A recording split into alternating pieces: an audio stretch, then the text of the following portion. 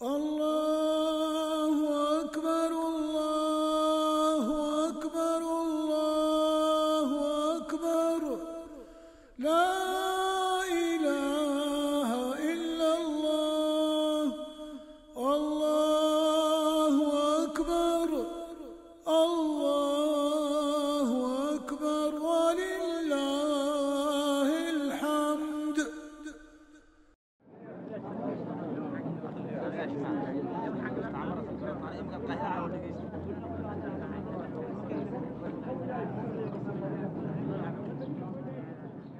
وقرن في بيوتكن ولا تبرجن تبرج الجاهلية الأولى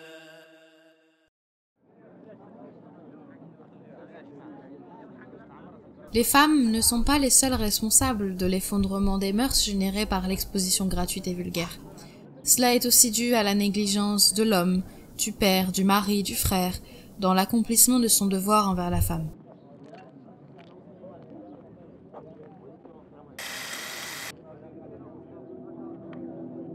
Égypte, 1922.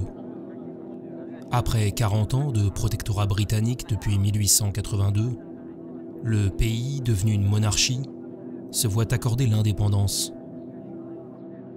Mais l'influence occidentale persiste et s'accroît dans le pays du roi Fouad Ier. La sécularisation croissante de l'État, le triomphe de la vie mondaine via l'urbanisation galopante, affaiblissent la pratique religieuse des Égyptiens. Les idéologies occidentales pénètrent alors par le biais de la presse, un secteur en expansion.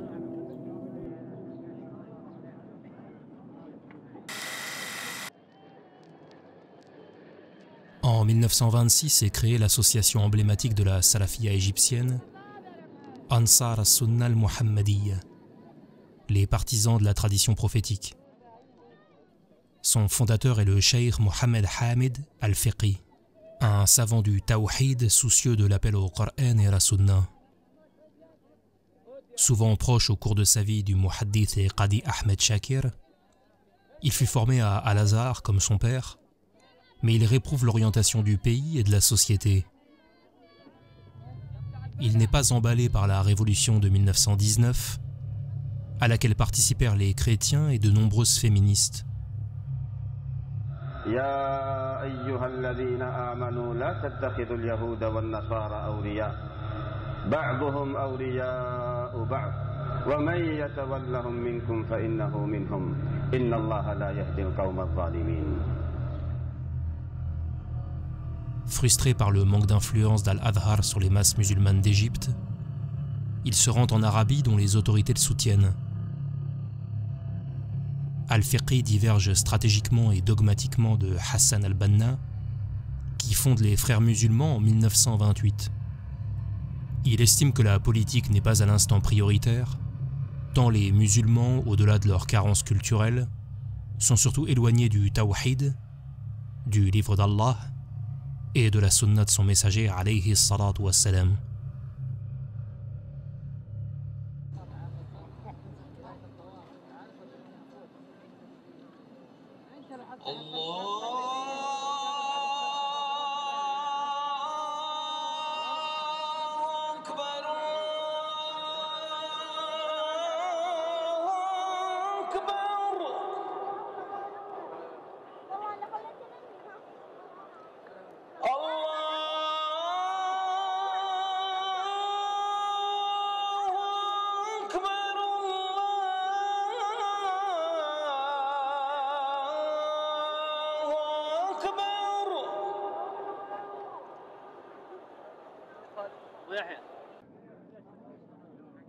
L'une des spécificités de l'association est d'avoir vu émerger une prédication salafi féminine que Al-Fiqhi encourage, considérant qu'une femme avec un dogme saint peut et doit prêcher le tawhid aux musulmanes.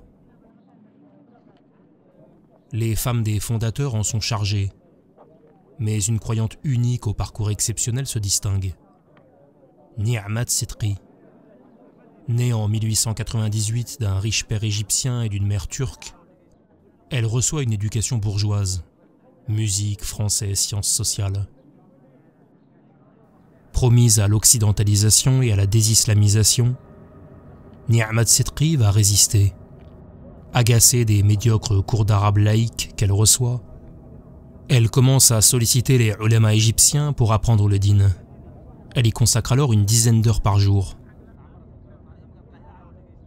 Revenue de l'étude et de l'examen attentif de cette société plongée dans l'abîme de l'insouciance et de la passion, nageant dans la mer des plaisirs, je suis dégoûtée mais fermement convaincue. Je ne dois pas cacher mes paroles à ceux et celles qui se sont dépouillés du vêtement de la pudeur. Al-Fiqhi, le responsable de l'association, repère son incroyable potentiel cognitif et spirituel et sa détermination. Ni'mat Sidqi s'engage, multiplie les cercles islamiques et les conférences, appelant les femmes égyptiennes à l'islam. Épouse d'un médecin et mère vertueuse de 5 enfants, elle se démène. Elle combat notamment avec ses proches les extrémistes parmi les confréries soufis, mais aussi l'occidentalisation et le féminisme. Les Européens promeuvent en effet activement certaines personnalités. Le livre As-Sufur wal-Hijab, publié en 1928 par la Libanaise druze Nazira Zayn ad-Din, qui appelle à une réforme complète du Coran et de la Sunna, circule dans le monde musulman. En Égypte, la francophile Huda Sha'rawi, ex-musulmane retournée par l'Occident, devenue militante anti-islam, organise des dévoilements publics au Caire en 1930. Elle est alors la coqueluche des mécréants contre la jeune prédication frériste et salafie. Étonnante est cette musulmane éduquée, diplômée, qui néglige alors l'ordre d'Allah, se désavoue du voile et permet ce que son Seigneur a interdit, insouciante de sa colère, insistant délibérément pour suivre ses caprices. Tout comme le faisait Al-Fiqhi qui décède en 1958, rahimahullah, Ni'mat Sidqi condamne les mutabarrijat, les femmes impudiques, qui souillent l'identité islamique égyptienne et la fitra. Elle vise le féminisme laïque, infiltré dans le nationalisme sous couvert de convergence des luttes. Shaitan a joué avec certains d'entre eux et elles, les féministes. Ils ont affirmé que le hijab n'a été établi qu'à l'époque des Abbassides ou des Ottomans, comme si le Coran avait été révélé à Haroun al-Rachid ou au sultan Abdul Hamid. يا أيها النبي قل لأزواجك وبناتك ونساء المؤمنين يدنين عليهن من جلابيبهن ذلك أدنى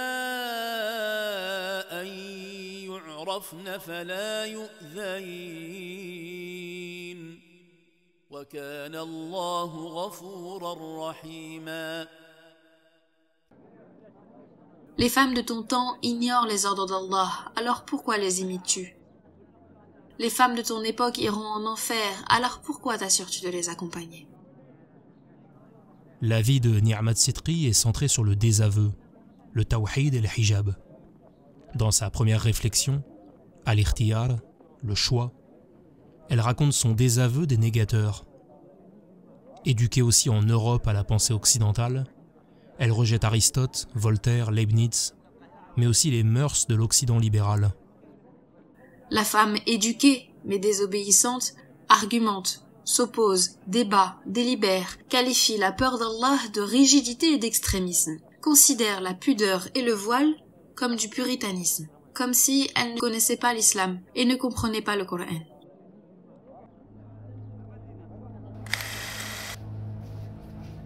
Elle écrit son plus célèbre livre, At-Tabarruj, l'exposition provocatrice des charmes.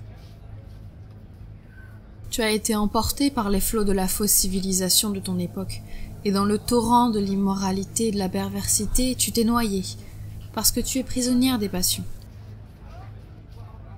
Il s'agit probablement de l'ouvrage le plus influent, bien que méconnu, d'apologie et de défense du hijab, et de dénonciation du dévoilement occidental et féministe.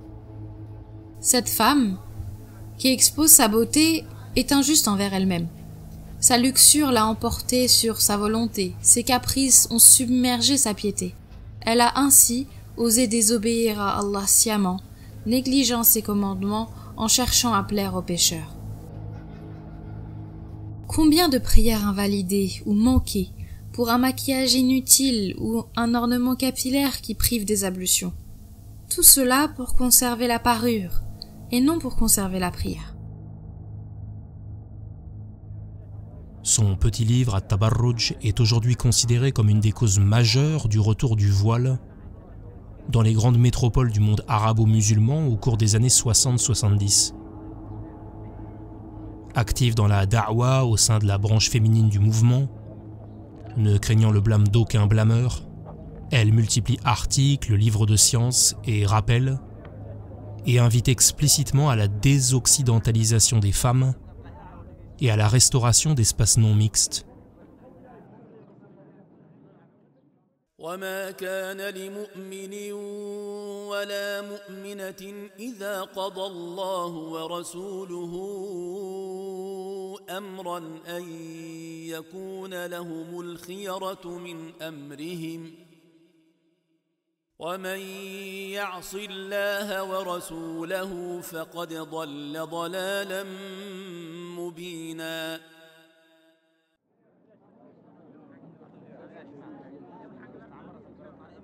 Apprenant ce qui ne lui profite pas et embrassant fanatiquement des doctrines des partisans du blasphème et de l'immoralité, elle est saturée des opinions féministes, qui la trompent et l'enchaînent à l'ignorance et la désobéissance, dans les voies déviantes des philosophies modernes. Elle est tellement influente dans les milieux salafis égyptiens que c'est elle qui recommande le jeune Abd-ar-Rahman al-Waqil, savant majeur de la période et combattant du tawhid contre le soufisme, qui œuvre dans l'association aux côtés d'Al-Fiqhi.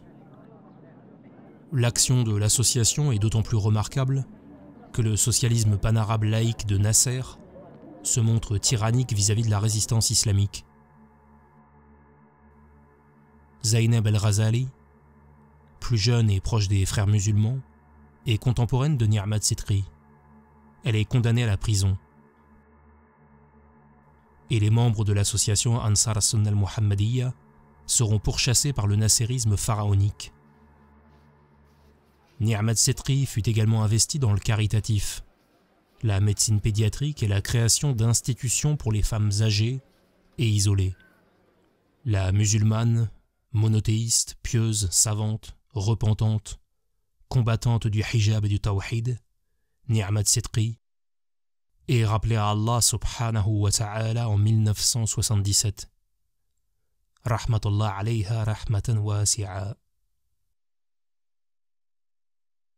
يوم ترى المؤمنين والمؤمنات يسعى نورهم بين أيديهم وبأيمانهم بشراكم اليوم جنات